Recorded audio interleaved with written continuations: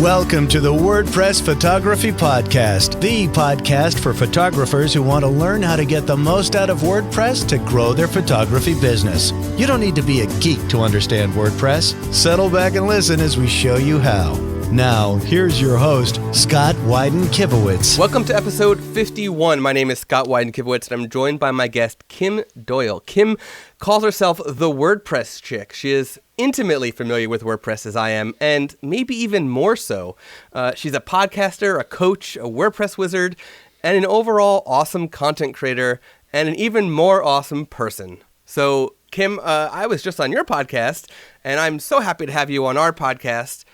I've been wanting to get you on here for a while, so I'm glad that the timing worked out to get you on here finally. Oh my gosh. Holy fun intro. Thank you for that, Scott. That was fantastic. Yeah, this is great. I'm excited to be here. Yeah, we did get everything coordinated. It took a while for me to get you on my show too. So I'm excited to be here. Thanks for having me. Okay, so before we dive into what's going on with you, we're going to do some WordPress photography related news. We have 3 pieces this episode. This is the first episode back basically after the Christmas and New Year's break. And you're the first guest in 2018. So yeah, nice. That's pretty cool too. Yeah. Happy New Year. So the first bit of news is that WordPress 5.0 is slated for April of 2018. It could be delayed. It maybe not, maybe so. Really all depends on one factor, and that is Gutenberg, what's codenamed Gutenberg right now. The new visual editor coming to WordPress it's a block editor. I've talked about it previously, but basically it's going to make it a more visual way to add content to pages and posts. And a lot of cool things can come out of that, but it's going to be in WordPress. It's going to replace the visual editor as you know it. I'm a fan of it. I'm enjoying it. Have you played around with it, Kim? Just a little bit, like way back when, but in general, I'm a fan of page builders and visual builders. It's the way my brain works. I love it. Yeah, me too. So that is currently slated for version 5.0 of WordPress in April. If Gutenberg gets finished, then it will actually be on time. If it doesn't, it'll be delayed. It was already delayed once, so who knows? But basically, WordPress 5.0 is not coming out until this block editor is completely finished. So, okay. That's good to know.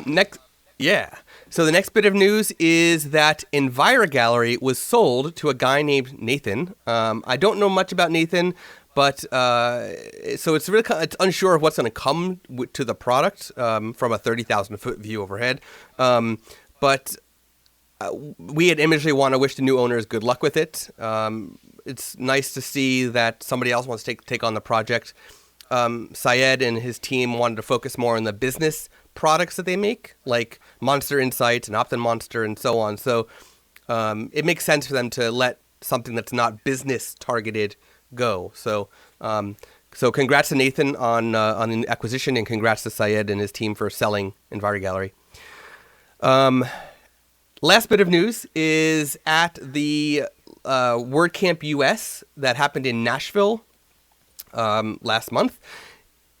Matt Mullenweg did his State of the Word, and in it he announced that WordPress is now 29.1% of the internet. So that is big. I think that was almost a 3% jump since last year. So it's nice to see WordPress growing faster and faster. And I see that once WordPress 5.0 is out, you're going to see even more people converting back from like Squarespace and elsewhere, because now the editing process has become more friendly, more user-friendly and fun, I guess. So yeah, that's a pretty big milestone. We're almost at 30%. So that's huge. Yeah. Okay, so Kim, what's going on with you? What do you have going on in in your world? Goodness, lots going on in my world. I'm actually transitioning from the WordPress Chick to my personal brand, Kim Doyal. So that it's been, WordPress, I will always use it, and it's really what I built a business on completely, which is kind of amazing when you think that I'm not a developer, that I built it on this piece of technology, right? The software. But it's just my sweet spot's really become content. I love creating content, podcasting video written. And so I shut down service work about a year ago, which was, I feel like winning the time lottery. As much as I had some amazing clients and I connected with so many great people, I had gone from, we did WordPress websites. I had an outsourcing company, as well as doing high-end sort of done-for-you podcast services too. And I think there was always this part of me that it was every time I was doing that work, I felt like I was building someone else's business and not mine, because when I started, it's crazy. March will be 10 years that I've been online doing this full time. And like, I thought I was going to be an information marketer, right? This millionaire ebook creator. So, that was the promise back then. But, I fell into WordPress and love it. So that's kind of exciting. And so everything through Kim Doyal is really focused on content. And then I'm launching a SaaS product called Lead Surveys. And I'm like, holy moly, this thing. And it's been a year. And just like probably anything else, a lot of people feel that, everything takes longer than you think. And it's just personal challenges with my business partner, health-wise, and just life came up. And so here we are, but, stuck with, I started creating content for it last year, and then it was like, we kind of had to walk our way through it, but I'm excited. Like, I'm floored. I cannot wait to get this going. Yeah. And about the whole, like, things take longer, we could totally relate, because we announced at a big photo show now almost 3 years ago. This month will be 3 years ago that we were doing the first print lab integration for photographers on WordPress through Next Gen Gallery, and like a legit two-way photo printer, professional lab.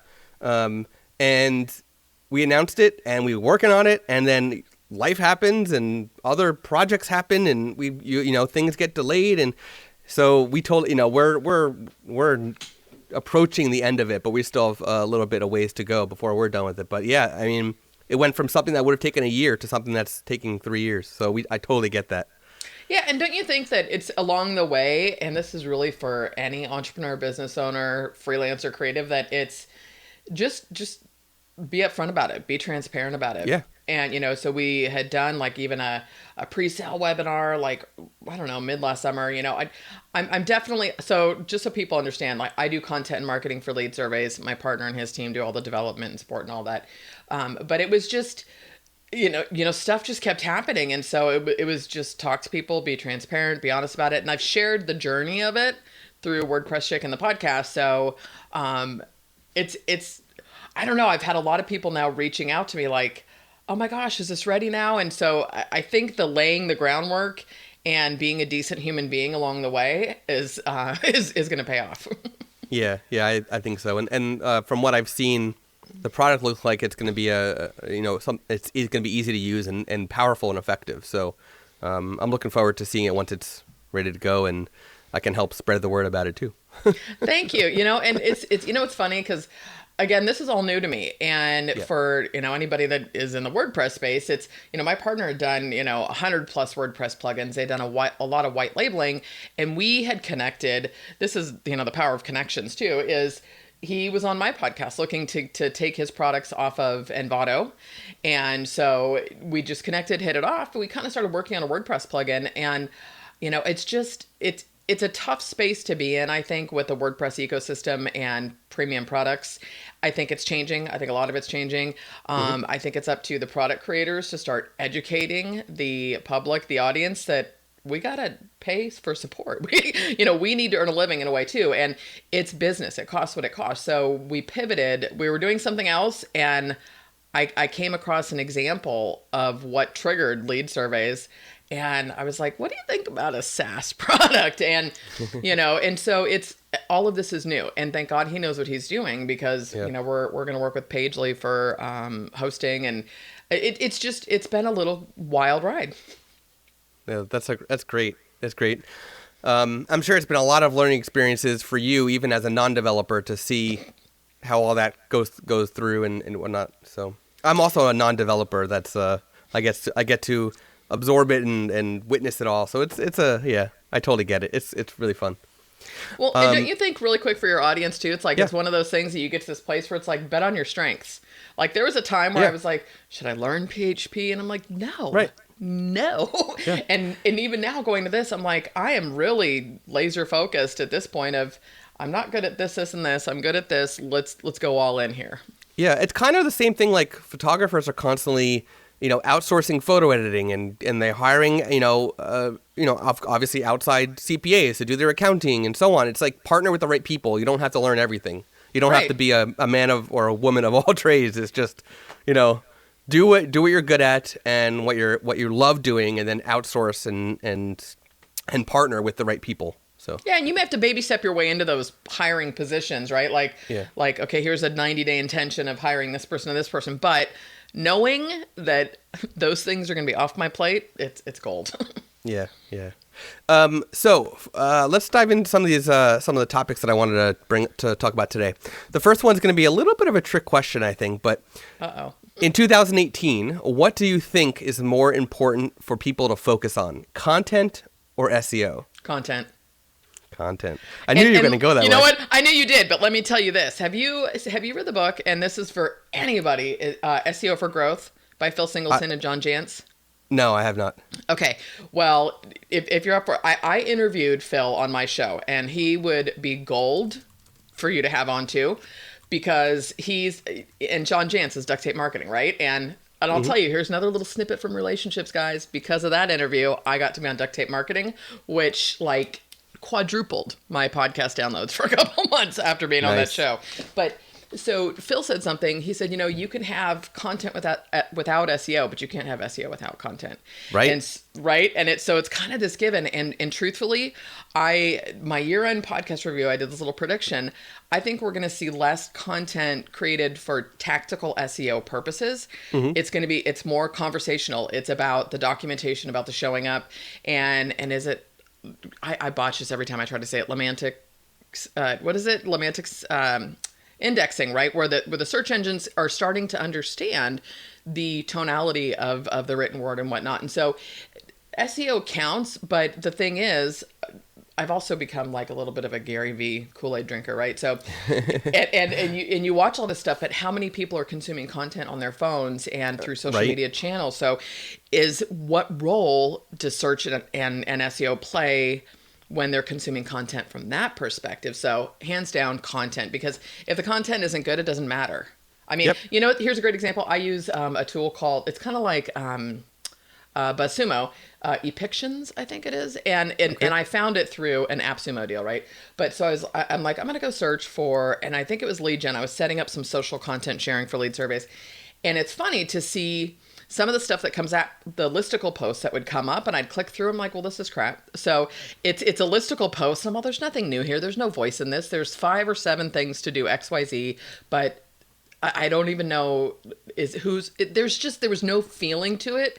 And I saw what they wrote, and I was like, meh. So that's my lack of emotion was, I've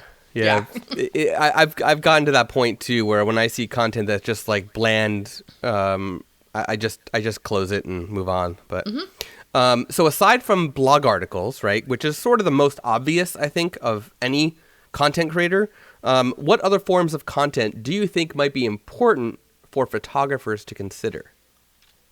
What I would, if I was a photographer trying to get work, I would document like a job. I would share the journey behind the scenes and talk to, and there's 2 things I would guess for photographers based on your business. You've got your peers that you can talk to, and you've got your customers that you can talk to, right? And so that's kind of the tricky thing that I found in WordPress. Same thing. I can talk to my customers, or I can talk to people in the WordPress space. And if you're trying to get business, talk to your customers. So I would create content, and it all goes back to that, the story of the river pool in spas. And for the life of me, I can't remember his name. Have you heard that story? Mm-mm. Okay, Content Marketing Institute did it, and he wrote a book. I'm totally blanking on stuff. I shouldn't quote this early in the morning. I'll send you a link, Scott. Long story short, it was when the economy crashed in 2008. There was a company, River Pools and Spas, I think. And they were spending, I don't know, $30,000-$40,000 a month, fiberglass pools. Long story short, he basically said, what are all the questions? Because they had to cut their marketing budget, right? The economy was tanking. Who's putting in pools? And so they cut the budget, and he's like, I'm going to just start doing blogs. I don't know if anyone's going to pay attention, but he just started answering customer questions. Long story short, they ended up with had a phenomenal year at a height of a recession, and then ended up becoming, I want to say, and please don't quote me, but like the largest manufacturer or distributor of fiberglass pools in the United States. I feel like I did hear this story somewhere, but right? I can't remember where.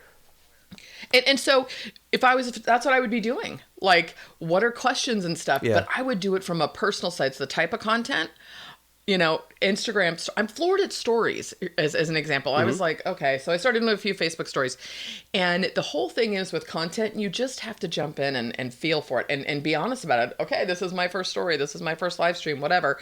But I think with photographers that behind the scenes, like what goes, here's a great example. We had a conversation of this before about you saying, I've got my lights off, all my equipment's packed up because of a job I'm going on. So there's a video, you can strip an audio, there's a written post. I honestly think that and you have to find that medium that works for you first. I always tell people, the whole documenting video, not everybody, here's a great example. Matt Medeiros has a YouTube channel, and he did a great video recently that was vlogging in 2018. Not everybody should do vlogs. Right? Not everybody, like my life would be a little boring if I tried to video the whole day. It's like, you guys can see I'm like, the dogs are asleep on the bed in my office, right? I'm all, we're going down to make coffee number 2. Like, it would be really boring. But it's how can I pull those pieces in that work in a way? So I just say, pick something and try, and you have to be consistent with it before you decide to write it off. Yeah, I don't know if that was helpful. So there's two things that I want to talk about that you just mentioned. The first is the content you might create for Instagram stories.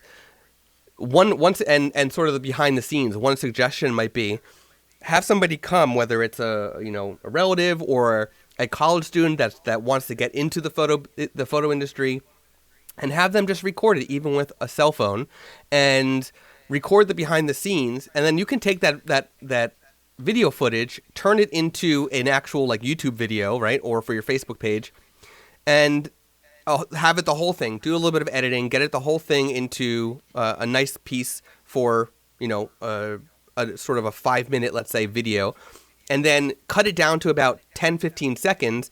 Reformat it for Instagram stories proportions, which are going to be vertical, and then put that on Instagram story, telling people to, if you want to see the whole thing, go to your Facebook page or go to YouTube and watch it there. So there's the same content, and then you could take the video that you put on YouTube or Facebook, embed it into your blog. Now you have it there. So you have 3 places now that you're doing the same exact content, but in multiple channels with minimal effort, right? And if you have a college student who's basically interning for you, you also aren't paying them. So, unless you want to. Right. Well, and the whole thing is, the other thing is you had asked about what type of content too. Yeah. And is, again, me and my buddy Gary, I announced on my podcast that I will have him on my show this year. But is that he said, double down on voice. Yeah. It is, I have been, and I'm totally going to age myself here, but is audio is the only passive content you can consume, right? It's passive consumption. And so you don't need photographer. I bet you guys have stories, right? Great stories of whether it was things that went sideways, things that were funny, crazy clients, whatever it is. But there's so many different types of audio content that now, you've got Alexa briefings, you can, stitchers into Alexa. And so anything that you can do and either strip the voice or start getting used to the voice. Anchor's a huge Anchor, because then you can export Anchor video. You can export Anchor as a video, right? The transcription. So I just think even with photographers, just talk about, going to a wedding shoot or whatever it is. You're going there, tell the story about the clients and why you wanted to work with it, whatever it is. I think, but the biggest thing I tell people too is just practice, even if you don't publish just yet. Get comfortable. I was listening to my voice for years, so it was more of a now I have to get ready if I'm going to do video. but just practice, and you'll find that I can't tell you how many videos I've taken, like trying to come up, where I've got an idea and I'm walking the dogs and I'm all, oh God, that's a horrible angle. Don't publish that or whatever. I also think though it's important that so you brought up Anchor, right? So I think it's important for people to also test these things, because, you could do Instagram stories, you could do video on YouTube. If it's not being effective, then at some point you're now wasting time instead of reaping the benefits from it, right? and this is also something that Gary preaches. He tests everything, right? He tests everything. He's got teams that test things for him before he even tests it, and he stops if it's not effective. So. For a good story about this is I was using Anchor. I've been using Anchor since they were in beta, and you're still using Anchor, I think, right? Mm-hmm. So Anchor was not effective for me. It was not getting me any more audience. I tried it over and over again. I would delete the app, and then they would come out with a new app with new features. I would reinstall it and keep going. It wasn't effective for me. So for me, at one point, I realized I'm now wasting my time on Anchor. But for others, it's proving effective. So it's a matter of, is your audience on these channels, is it proving effective? Are you getting traffic from it? Are you making money from it? If you're not, rethink it, whether it's, A, B, or C. It doesn't make a difference what platform it is. Try different things. And if it's not working, stop trying it and move on, It's funny, as I had jumped into Anchor early on too, and then it was like, I already have a podcast. What am I doing with this? Yeah. And then, it was probably a few months ago, and in 2017, where I was like, wow, they've gotten funding, they've redone the app, all of these great things. And then to see that I could export as video. And so the direction that I'm going in as a personal brand, like, thank God I like when I joke about Gary Vaynerchuk, I'm like, thank God I jumped into his content, because there's so much to consume, right? Yeah. And I implement too. But so the same thing is, like, if I'm shifting to a personal brand, that's more of what I use Anchor for, is like just a tip or a snippet or an idea, right? And so but now I can export video. I'm like, this is brilliant. So I don't know that the platform of Anchor is what's driving traffic for me as much as sharing those videos, because I have transcriptions that are so dang easy to use. Yeah. And then I can put those into other places. So but I think, to your point, test if it's not working, but you do have to give it a little space of time, sure. And I think a lot of these platforms, so I think with live streaming, it's kind of like podcasting. It's still a great time to get into podcasting. Why? Because not everybody sticks with it. They jump in and they do it and they're having fun, but then they don't see this immediate ROI. And so there's a lot of intangible benefits to content that you can't put your fingers on right away. And so you have to decide long term, are you a marathon runner or a sprinter? Right. Yeah. Yeah.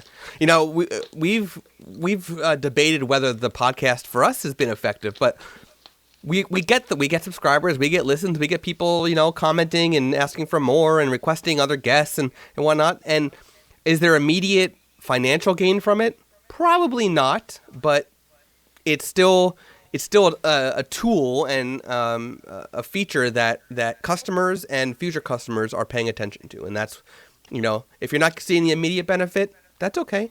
But if you're getting a benefit to your customers, then that's still good. So, yeah, and as a company, that might look different. So I totally get your point. I think if you've got a lot of individual photographers listening to this, and they have their, here's the deal, Scott, it's like there's so much information, there's so much content, and I'm gonna keep quoting Dr. Seuss, but it's like no one is youer than you, right? Like you are the differentiating factor when it comes to why do people listen, read, consume whatever piece of content they consume, and so it is that piece. And so for individuals, for me, the podcast, the relationship piece and the connections is priceless, which has come out of it. So you have to, again, you got to figure out long term.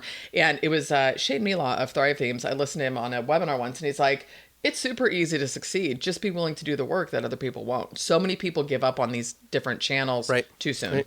Yeah, in 2017, I focused a lot on creating YouTube content, and I was originally thinking I was going to do like tons of vlogging, and it completely changed gears. I'm doing more educational with the occasional vlog, and so 2018, I plan on doing even more. But yeah, so that's one of those areas where it's proving to be effective. I'm building relationships with other YouTubers and things like that. This is all outside of Imagely. This is just me personally, but.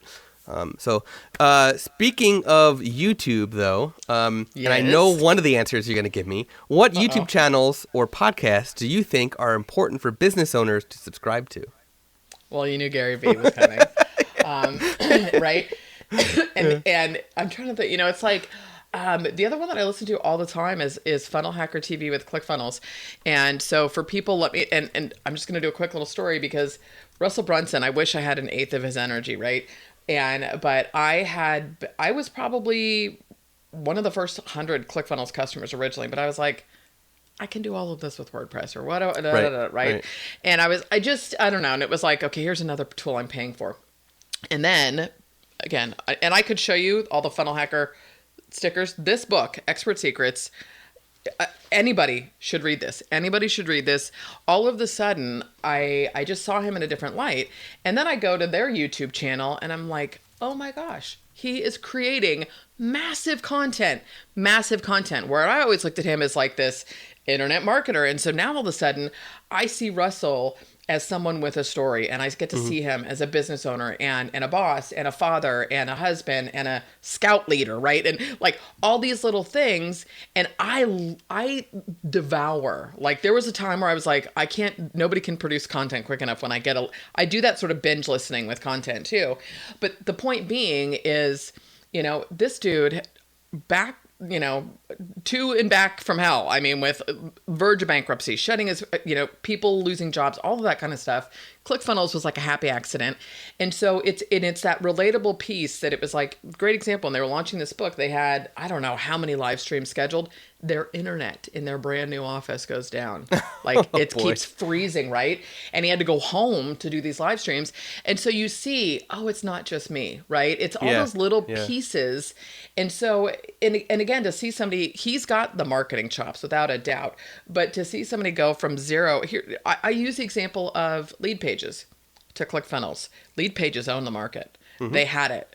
ClickFunnels has surpassed them with no venture capital, with no funding. What's different? They produce massive content and they've created this community. So for people who are trying to figure out, this dry, boring, listicle, SEO tactical content does not connect with people anymore. Not the way, unless it's like in depth. So I would definitely say if and again, my suggestion with any content podcast, whatever, is if you can learn something from somebody, some people may bug you. And if you can't listen to someone's voice, that's a deal breaker, right? But pay attention. Like so many people get offended by the way other people market. And I'm like, just watch what they're doing. If they're doing something well, can you pull something out? If it makes you cringe, I get it. But I would say those two are pretty much my go-to be honest with you. Nice. Great. Let me make sure I get, I'm obviously taking some notes here while I'm doing this. So, okay. All right. Well, and both of them, just like Gary, they have playlists, right? So, in looking at, and I'm sorry, Scott, and I'll be really quick. No, it's all good. But I, in looking at it, so it's like he's got his podcast, they've got Funnel Hacker TV, then they've got sort of feature films, and so like, how many times I'm searching, I want to listen to Gary Q&A. I love the fact that he does these keynotes now and he's like, okay, I'm going to keep this quick because I want to get into Q&A because that's where the value is. Yeah. And I export them all as MP3s. And now I've got this huge Dropbox folder of Gary V that I can listen to when I'm out and about. So it's one of those things that when I was looking at creating content, because I'm flipping, going from my YouTube channel of how to do this with WordPress. And fortunately, I had the foresight to name the channel Kim Doyal, but I want to do more vlogging, and it's like, okay, what are we going to do here now? And having to pivot, but I'm watching how they're doing stuff, and going from there. Yeah, it's good, and that's watching Gary V and a lot of the other YouTubers is basically what kind of inspired me to try to do it myself as well. So, I'm a big fan of Gary V's. Everything he's been doing. I know he's kind of like a love-hate type of person. You either love how he, his whole methods, or you hate his methods. I'm a big fan of his. So, and we're both kind of where the wine library is and has always been is the town that I grew up in. So I witnessed the whole growth of that's wine really library. Cool. Yeah, that's cool. Where he says that he looked like a hostage in a basement for the beginning. Yeah, but but even that, and I think that if people can take some self-responsibility, as I guess is the key here, is that, so I liked him at first, right? And I was paying attention. And then hustle became this term that entrepreneurs wore like a badge of honor. It became very hustle, grind, what are you doing on the weekends and all this. It was like, you know what? And I think I hit a point in my business because I was very frustrated that I was doing stuff I didn't want to be doing. I felt like I cannot work any harder, but it was also because I was doing the wrong type of work. And I found all these reasons to be offended. So when I was talking about being offended by people, it was a personal thing, right? And then I stepped back and I was like, okay, I really did this deep dive into fundamentals about a year and a half, 2 years ago, where I was like, I'm going back to core direct response marketing principles. I'm going to do a daily email. I'm going to figure out headlines. I'm going to practice the craft and enjoy the friggin' journey, right? And so I did that. And so then when I started listening to him again, I'm like, yeah, he says hustle and grind, but he's so much more. Mm-hmm. The fact that he's like, you can doing the right thing is always the right thing. I love that. I mean, I listen to him and I'm like, quote, good meme, right? Yeah. But the whole thing is, I'm like, here's somebody that has empathy and compassion and commitment. And so it's, if you get past sort of the highlight reel of the grind and the hustle, there's this amazing human being in there. For sure. Yeah, definitely. So tell us about your Facebook group. I'm in your Facebook group. I love paying attention to everything that's going on in there. Tell all listeners about it, because I feel like a lot of the people in the photography community should be in that group. So why don't you share what the group is? It's called Content Creators. And this, again, came about because, I'll have products around content down the road, but this is that fundamentals, like build the audience, connect with people, find out what they want. And so my goal with Content Creators is we've done hot seats and we're going to kick it up going, as the new year starts. It is basically, it's, we do some of the typical things with Facebook groups. And it's funny because there's a lot of people doing, courses on how to grow your Facebook group. But I'm like, I got to trust this, and just have conversations with people. And so, we do kind of goals and plans for the week. You can share your content in there. You do introductions. We'll do hot seats. We do live streams. Anybody can share a live stream at any point. It's really about connecting creators and how do you best create content that works for you, that builds an audience. And ultimately, because these are businesses, right? I want your content to build an audience, but I want you to make money from it too. It may be indirect, and you have to here's a great example, Scott. I don't know if you saw, and James Bullis is in the group, and he did this quick video talking about somebody saying, I love your content, but dude, you shouldn't be on camera because of the way he looked. And I was like, I can't believe there are people in the world still like this. But 6 of 1. And to me, I was like, holy moly, this dude literally showed up, shared this, and he got nothing but love, because I'm very, protective of the group. One, I want it to be fun, because I believe if it's not fun, I'm not going to do it. And I don't mean like, party, woo, but just it needs to be fun. There needs to be value. It's not a place to dump and bitch. Post something. Let's do a review. And a lot of groups, and it's funny because I pay attention to other groups where people are, cussing and this and that. And I swear offline, but it's just, but I'm like, I want to keep it positive. Call me Pollyanna. I don't know. It's my love of Disney, but I just, like life is too friggin' short and it's hard enough as it is. So it's all about what content do you need help with? Because it's funny, people answer questions when they join the group and how to make content go viral. And it's like, well, right. Oh, that's what you want. Here's the magic pill. It's just like, how do I make my website rank number 1? Mm-hmm. Mm-hmm. Well, crickets. yeah, because it's one of those, and a lot of people just they're looking for. So this is part of my mission too. Like I've got a few this year, and one is like in the group, I use this hashtag everything is content because I believe it. I will turn in, a water bottle into a piece of content if I can. I'll turn, getting up this morning, I was like, I saw your, not knowing he's on video, and then I'm like, okay, well, you can do this. Get up. And now I'm that much further ahead of it. Like, I mean, I was going to get up, but I didn't. I put on makeup. You know what I mean? But so it's one of those, like, how many times do we undersell ourselves with being able to accomplish something? And so there would be my story. I did it. I got ready. I got everything I needed. And so it's like, just do it. And, so I believe everything is content. And so I don't know where I was going with that, but. Speaking of getting ready and so I had a co-host for the initial part of the podcast, who she long story short, she's no longer the co-host, obviously, but it was good reasons to split. It wasn't anything bad at all. She just sold her company and just wasn't really involved in the content creation space anymore. So she is now doing her own thing. But one thing that was really cool that came out of it is she would always like rush to get herself together, right? I don't have to do anything. But I hope every man listening gets how lucky they are here. But go ahead. Yeah. So she would always rush to get herself ready for the show, and she said that through co-hosting and having to be on at a certain time, which, you know, depending on the guest always changes, she would she just like taught herself how to get herself ready in life for other things faster, you know. And no more wasting time, and she you know, it's just kind of interesting that that that's a piece of content. Yeah, and right? that came of it, right? So all the time, yeah. So a lot of our listeners use Squarespace, even though this is the WordPress photography podcast, and or they're using like a sort of in between thing where they're using WordPress and something else, right? They're using two different platforms together, or they're using Squarespace, but they're mid conversion to WordPress, or they're considering switching. So for those who are half using WordPress, or those who are still using Squarespace and on the edge of converting, what would you say to push people over the edge towards WordPress? Probably the amount of resources and community and the amount of support around WordPress. And that's kind of a generic answer maybe, because I've never touched Squarespace. I've never logged in. I had the misfortune of logging into Wix once, and I know that's sarcastic, but I was like, how is this easier?